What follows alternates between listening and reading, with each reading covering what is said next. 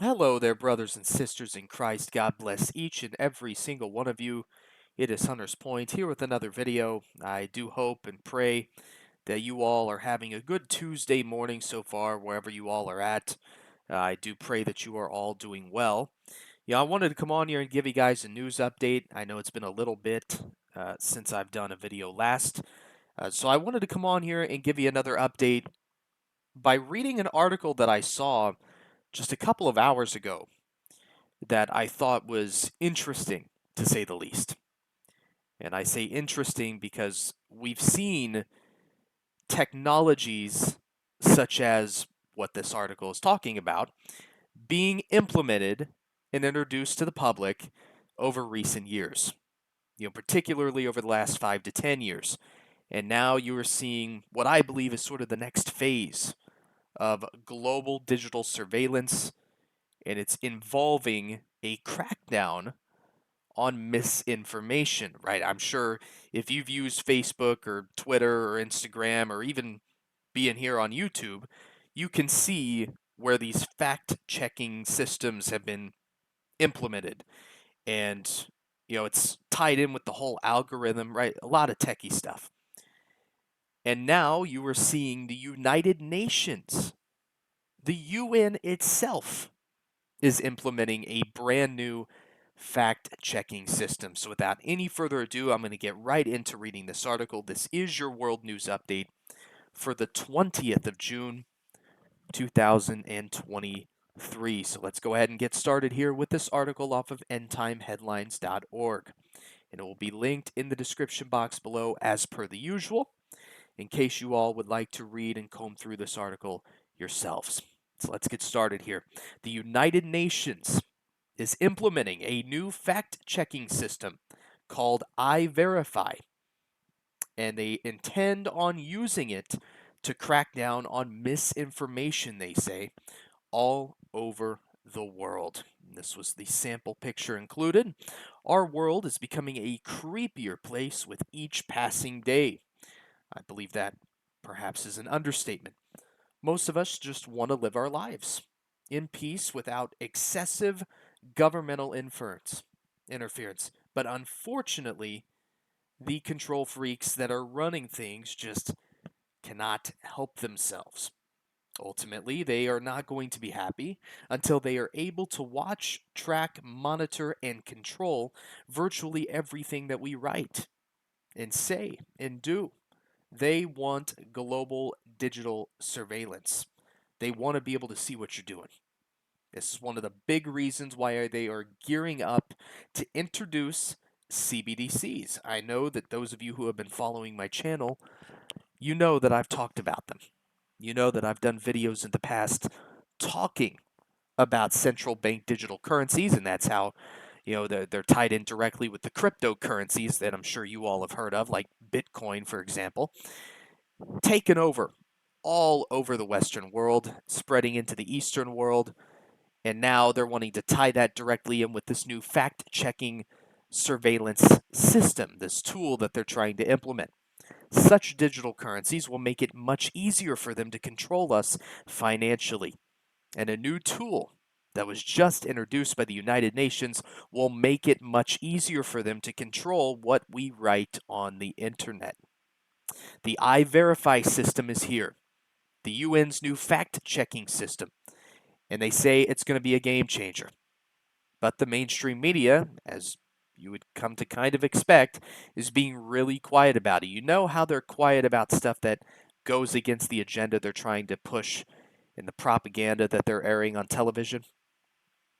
Right? They're quick to talk about Christianity, right? They're quick to dog on it, call it a false religion, whatever they call Christianity. They call us so many names that it's hard to just narrow it down to one or two different insults. They're quick to talk about believers in Christ and spread all of this false misinformation. But yet, whenever it's something that involves the globalistic agenda, they're silent. Don't you just find that interesting? They're silent when it comes to things that contradict the agenda they're trying to push. But if it fits right in line with something, they're quick to talk about it. Don't you find that interesting?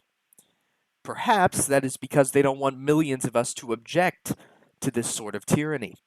The United Nations developed iVerify in conjunction with big tech companies and Soros-funded organizations, and it will be used to crack down on disinformation and hate speech all over the globe. The United Nations has unveiled an automated fact-checking service to counter what they call disinformation and hate speech on the internet, and a project partnered with big tech and Soros-funded organizations. And they have done this in what they call a response to what is being branded as online information pollution, which they claim is a global challenge. The United Nations Development Program, UNDP, has launched its iVerify platform to counter alleged disinformation and hate speech being found online. The global body's automated fact-checking tool was developed in partnership with the United Nations International Computing Center. That's UNICC. Facebook and Google-funded fact-checker Medon, the Meta-owned CrowdTangle, and the Soros-funded International Fact-Checking Network. That's IFCN. All these different tools and all these different sources are being used in unison, in tandem, so that these globalists and these followers and perpetrators of the deep state agenda, so that they can monitor and surveil the public and control the narrative. I mean, anyone who is awake to reality can see this and can see what is likely coming next. Needless to say, this tool will not be used to simply crack down on points of view that big tech companies and George Soros agree with. Instead, it will be used to crack down on those who choose to be free, independent thinkers. And that should greatly alarm all of us. Of course, iVerify is not the only very strange development that has been in the news in recent days. You've heard hail the size of softballs. I was keeping an eye on all the severe weather that was hitting. I've seen the tornadoes that were touching down in, Ohio, for example. A lot of bad storms, and there was DVD-sized hail, if you can believe that. Right on June 14th, some areas of Arkansas were absolutely pounded by softball-sized hail. Parts of Arkansas were greatly affected by large hail as severe thunderstorms moved through the region back on Wednesday, the 14th of June. And video recorded by Lila Spearman from her porch in Royal, Arkansas, shows large hailstones littering her front yard as loud banging could be heard. Spearman told Storyful that she was in her living room when the hail started. It sounded like bombs going off, and we looked outside and saw huge softball-sized hail. And it turns out that some parts of northern Texas were also hit by hail as large as softballs, and I'll add DVD-sized hail. Right? There was legitimately hail the size of DVDs falling. I mean, that is insane. Severe storms brought with it large hail, caused numerous power outages, and delayed flights in North Texas. Some people reported hail as large as softballs in their region. In the old days, it was very rare for this sort of thing to happen. But now it is no big deal because it happens all the time.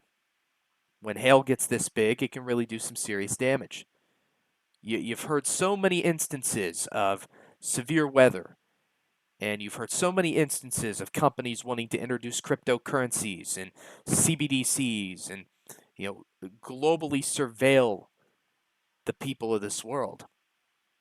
And it used to shock us. I mean, it used to really shock us back in the day. But now, most of us just throw our hands up in the air and say, well, we knew this was coming. Right? It's normal. Things that used to be shocking 15, 20, 25 years ago is now just routine. It's like we have to accept it because it's simply reality. It's how things are today.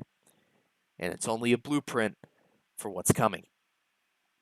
So that is the article that I have for you all that will conclude my update for June 20th. I'm going to go ahead and pull up eSword, which is my online digital Bible program. We're going to go ahead and pull that up and go to the book of 1 Corinthians, chapter 15, verse 1 through 4. So let me make sure that's maximized, and we'll go to 1 Corinthians 15, verse 1 through 4. I'm going to go ahead and read this right now. This is the gospel of grace. It says, "Moreover, brethren, I declare unto you the gospel, which I preached unto you, which also ye have received and wherein ye stand, by which also ye are saved, if ye keep in memory what I preached unto you, unless ye have believed in vain. For I delivered unto you first of all that which I also received, how that Christ died for our sins according to the Scriptures, and that he was buried, and that he rose again the third day according to the Scriptures." That is the gospel of grace, the good news, 1 Corinthians 15, 1 to 4. That right there, what I just read to you all right now, is how you are saved if you believe that in your heart alone. 1 Corinthians 15, 1 to 4. Jesus' shed blood alone is what saves. It's not your ability to do good works or good deeds or follow commandments or obey Jewish ordinances. It's not your ability to get water baptized. It is by faith alone in Christ alone that one is saved. Point blank, period, end of story. Salvation is by grace through faith in Jesus Christ alone. That is the fact of the matter. Okay, Jesus Christ is the Son of God, God the Son, the second part of the Trinity. He died on the cross, shedding his precious, purifying blood for the remission of all mankind's sins. That is past, present, and future sins. They were all covered and washed clean by the blood of the Lamb. Jesus paid your sin debt. He paid the sin debt of the world.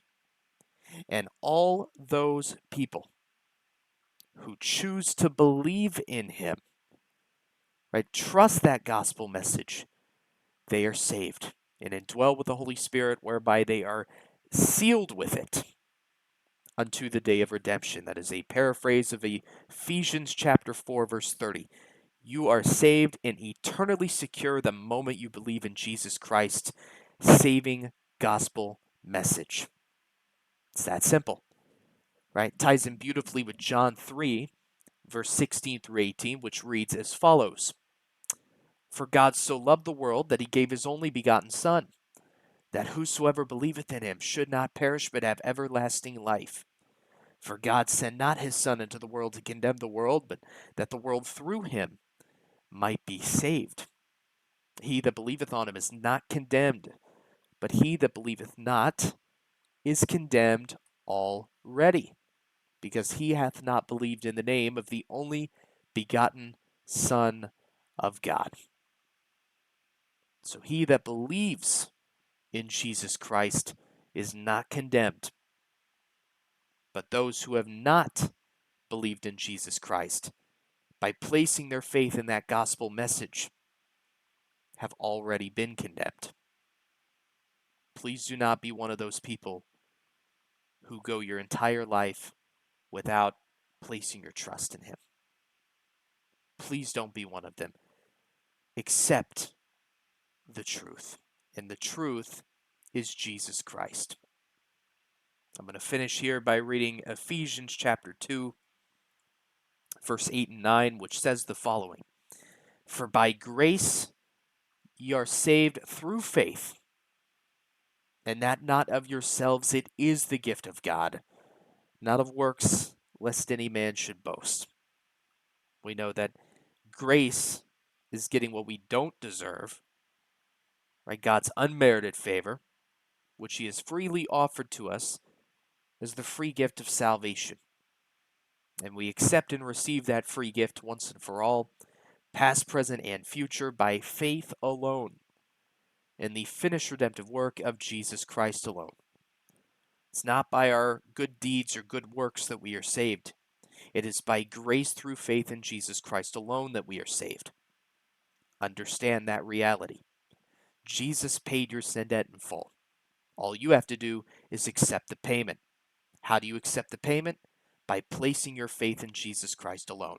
Christ plus nothing equals salvation and eternal security. It is by faith alone that you are saved. Period. Okay, so I pray that if you're a non-believer watching this video right now and you've stumbled across my channel page, I pray that you'd believe in Christ alone for your salvation and eternal security while you have the chance.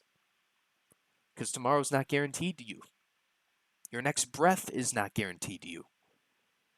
Yeah, I just found out a couple of days ago that, I ride with a local transit service, so I usually get taken to work every weekend or so.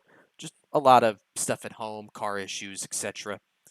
But I found out that one of my main transit drivers that I had been riding with for a long time, he had gotten into a car wreck back in late February, early March. And I remember hearing about the car wreck and hearing everything that happened, but like everything went radio silent in like mid-March. So the last I had heard as of very early March that he was in the hospital in tremendously bad shape and he was in the ICU. And I did finally find out a couple of days ago that he did end up passing away. Um, I wasn't told exactly when he passed away, but it was, quote, not long after I had last heard of him being in the ICU. And this was a guy that I really kind of enjoyed riding with. He was a really great human being, a good, down to earth dude. I mean, he was an older guy. He had to have been in his 50s. And he was just a really awesome guy. Yeah, it's not like I was friends with him or knew him all that well, but riding with him, we kind of built a little bit of a rapport with one another. And just to hear how everything went down with the car wreck and the fact he did end up passing away, that just proves my point. You have no idea when your expiration date is. You don't know when you may be spending your very last moments on this planet. So it is more imperative, perhaps now than ever before, that you believe in Jesus Christ alone while you have that opportunity. I had the chance to bring up faith-related topics with this man before the car wreck and his untimely passing, but I'm not sure that he ever took the conversations to heart. I'm not entirely sure if he was a believer, although I do pray that he was, but that proves the point. You need to make that decision now while you're alive and breathing and while you're living. You need to make that choice now while you can, because you never know when your time will be up. All right, so that's where I'm going to leave you guys off at with this video. I will see you all in the next video message whenever it is, should the Lord tarry is coming. Otherwise, God bless you all. All right, take care.